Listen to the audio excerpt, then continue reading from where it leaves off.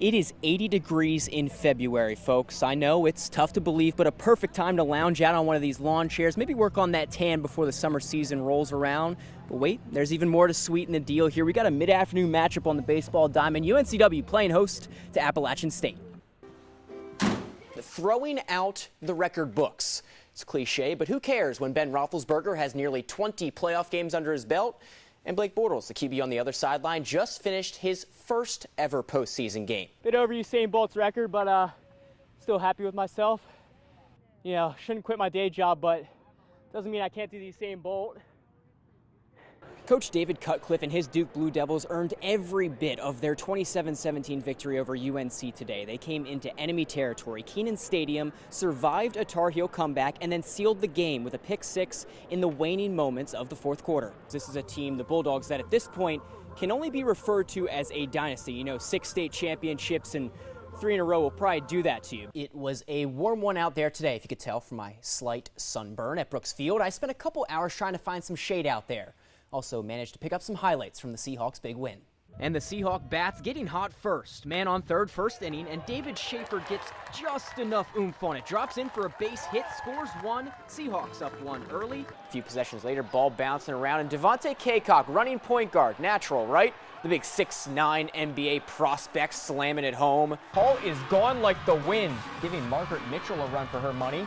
No American bestseller here, but good for a touchdown. 7-0 Panthers. How about that reference, eh? Getting the run, taking it down to the 25, coming right into your living room here. Look out, Lucas. He smartly last time he broke a camera. Learned his lesson. You know who also learned his lesson? Noah LaVale. Trust his offensive line. We're going to show you a highlight play here from newly acquired Odell Beckham Jr. Other people know him as Dorian Pickett for the Panthers. High ankle sprain just fine. East Duplin will have complete highlights, but guess what? Oh, Jimmy Fallon's next. Like football players all across the country, Brandon Powell's prep work begins well before the lights come on Friday night. It starts off not only on the sidelines, but it starts off in the locker room. A week of practice and hard work leads up to the moment he puts this jersey on and makes his way. You want to go to your spot? To his favorite position on the field. This spot on the Whiteville sideline probably has permanent marks the size of 2 boots. Worn by one of the Wolfpack's most dedicated members. I think it does put a smile on people's face when they go on Friday nights and they see Brandon on the sidelines. You know, just for a second, it just kind of makes your heart feel good. Brandon was born with a severe form of autism 27 years ago, but no diagnosis can take away his love for the game. Brandon's been with the team since 2006. It's the simple things to him that makes him happy. And I think in 2017, the current day, we lose touch of that. He's never said a word in his life, but his actions speak volumes. A lot of our kids don't have the best situations, you know, so maybe that makes them feel good, you know, when Brandon walks up and he sticks out his hand to shake their hand when they show up to practice today. Brandon's obsession with football started in the backyard, playing catch with his brothers, as his mom, Linda, who raised 4 on her own, looked on. It made me feel good about, you know, he's happy all the time. Yeah. Well, I'm so proud of him, all of them. Brandon feels at home with his teammates on the field. The players wouldn't have it any other way. They need him here. They need him being part of the team. That infectious smile, the spot on the sideline reserved for Brandon, means he's just one of the guys. That's all he ever wanted. I could go on and on about Brandon all evening. I know we don't have time for it, but I just hope after watching this piece, everyone at home kind of attacks every day with the same passion and excitement that Brandon does. Travaris Carter has been a running back his entire career. It's one of the only positions where he can play to his strengths. When I got out here, I just noticed everybody was bigger than me, so I had to run even harder and faster. Standing at 5'3", weighing in at 130 pounds, soaking wet, he's the smallest player every time he steps on the field. I always face the comments, you know, you too little. Coming from the defense, and even my co-anchor. My daughter might be taller than he is. It doesn't make me do nothing but go harder. Whether it's in the game or in practice, doubters fuel Carter to tackle that size disparity head on. Being that size, you know, you got to bring it to people.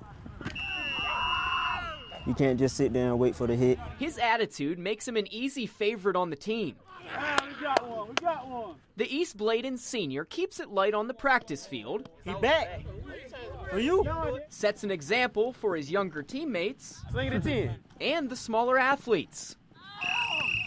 I feel like I play an inspiring role for them, to let them know they can do anything they put their mind to. So the next time you line up to defend Carter, watch what you say.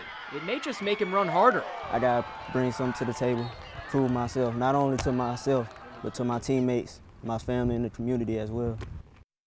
It's not often you find Garrick Newsom anywhere near a baseball field. It's a rarity. It's hard to come back here. Because on a baseball field 3 years ago this month, a part of Garrick was taken from him. Instant pain, loss, because we spent a lot of time out here together.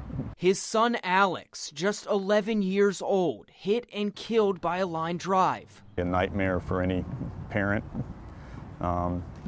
You never get over it, you just learn to live with it. The Newsom family has to live without their Alex, a kid with a smile that lit up a room and an appetite that could fill one. You ask any of his friends or anybody that knew him, the kid loved to eat. That's why it's not surprising. Of all the issues he became passionate about, Alex chose child hunger. I could tell he would always think about that. It would bother him. He got involved in Nourish NC, and now his parents run a food drive in his honor. We couldn't think of a better way for something like this to have formed and continue in his name. We did it! It's inspired kids across the county to give back. I can see a little bit of Alex in every one of them, you know. The memory of his son lives on through a passionate community. And with each bag, box, and can donated, the Newsoms know there's someone looking down on them with a goofy, unforgettable smile. I hope he's proud of me, and I hope he's proud of our family. And I can't wait to see him again.